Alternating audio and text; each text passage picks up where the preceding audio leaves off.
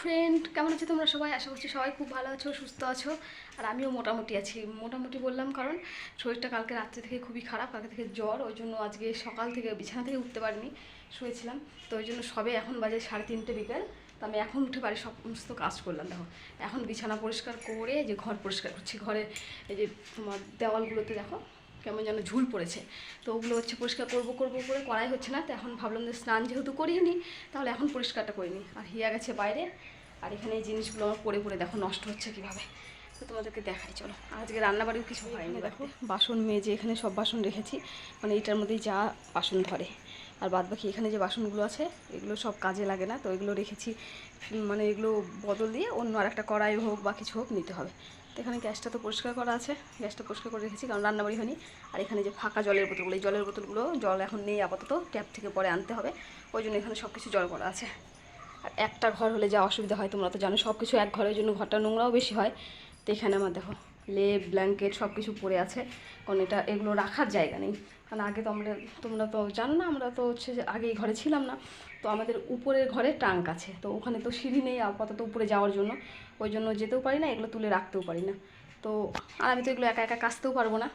তো আপাতত আমি ড্রেসিং টেবিলটা একটু পরিষ্কার করে নিলাম। আর এখন হচ্ছে দেখো এই যে লাইটের নিচে এই জায়গাটায় প্রচুর ঝুল পড়েছে, এবার হয়তো বুঝতে পারবে। দেখো রডের নিচে কত নোংরা, তার এইদিকে এই দেওয়ালে এই যে প্রচুর ঝুল আছে। সানসেটটা আমি পরিষ্কার করতে পারবো না, কারণ ওখানে হচ্ছে টুল লাগবে, টুল দিয়ে একটু ঝাড় দিতে হবে, না হলে তো হবে না। তো যতটা হয় এই কোনাগুলো পরিষ্কার করবো এই যে এই ঝুড়িটা দিয়ে, ওই জন্য এটা এখানে নিয়ে এসে রেখেছি। তো যেহেতু শরীরটা এখন ভালো, তো ভাবলাম ঘরটাই একটু পরিষ্কার করে নিই। মানে একটা ঘর নোংরা থাকলে পরে জানোই, ঘরের মধ্যে একটা ঘরে থাকা যদি ঘরটা নোংরা থাকে তাহলে কেমন একটা লাগে, থাকতেও নিজেদের বিরক্ত লাগে।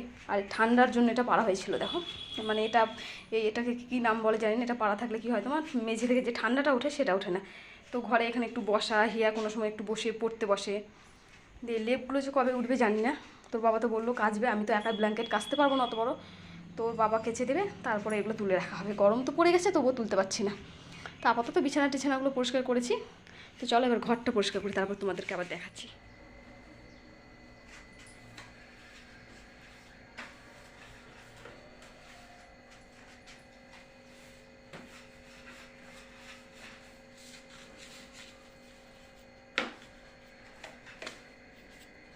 এখানে পরিষ্কার করছি তো দেখো সব কিছু ধুলোগুলো নিচে পড়ছে, এই জন্য ঠিকঠাক মতো পরিষ্কার করাও যায় না। যে এখানে পড়ছে, এগুলো তো এমনিতেই নোংরা হয়ে গেছে, তার মধ্যে এগুলো আবার পড়ছে।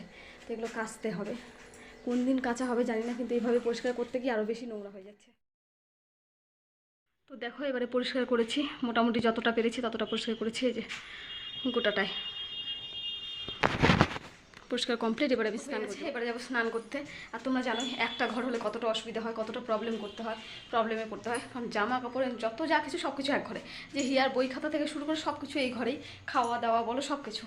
তো খাওয়া দাওয়াটাও এখন অসুবিধা হয়, কারণ যে এটা পাড়া আছে কার্পেটের মতো, কী বলে এটাকে নাম জানি না, বললাম আগে। তো ওই জন্য খাওয়া দাওয়াটা আপাতত বাইরেই হয়।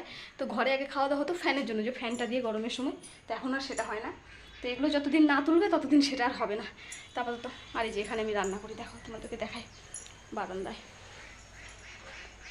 তোমরা দেখেছো ভিডিওতে, মানে এইটুকু জায়গার মধ্যে আমাকে সব কিছু করতে হয়।